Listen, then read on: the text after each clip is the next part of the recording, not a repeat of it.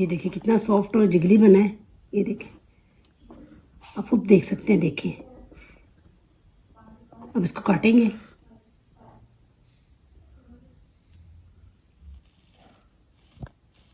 अस्सलाम वालेकुम। आज मैं आप लोगों के साथ फ्लफी जापानीज चीज़ केक की रेसिपी शेयर करूंगी। इस रेसिपी के लिए जो चीज़ें मैं इस्तेमाल कर रही हूँ वो ये हैं। ये मेरे पास 2 टेबल स्पून मैदा है, जिसका अगर वज़न ग्राम में करें तो 10 ग्राम है।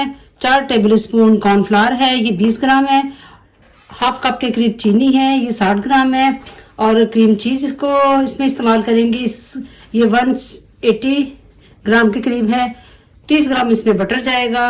100 ml दूध है और 3 अंडे हैं। तो चलिए बनाना स्टार्ट करते हैं। अब इसमें क्रीम डाल देंगे, अपनी क्रीम चीज़, कॉर्नफ्लावर, मैदा, बटर और ये दूध। अब इन सबको अच्छे से मिक्स करेंगे। ये देखिए, पानी मैंने बॉईल करने के लिए रख दिया है। अब ये बॉल जो है हम इस बोलते हुए पानी के ऊपर रखेंगे और इसको मेल्ट करेंगे। 2-3 मिनट लग जाएंगे इसको मेल्ट होते हुए। अब इसमें एग जोक है 3, वो डाल देंगे।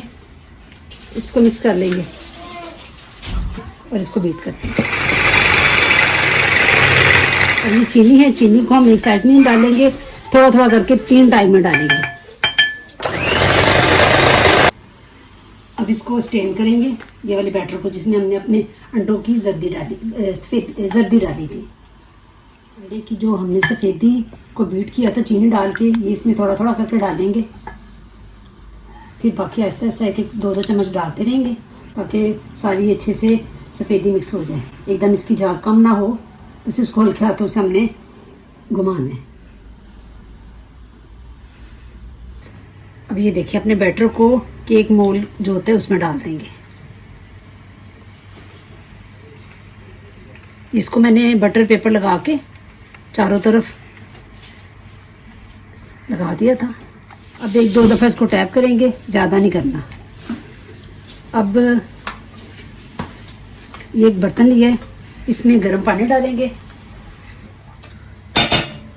इसमें रखेंगे अपनी बेकिंग डिश में और ऊपर से गर्म पानी डालेंगे।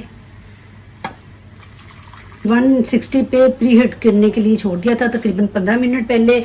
अब इसको ओवन में रख देंगे 30 मिनट के लिए।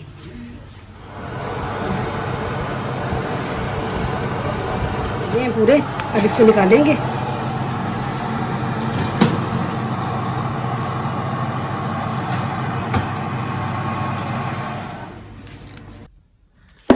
ये अपना बटर पेपर को रिमूव करेंगे।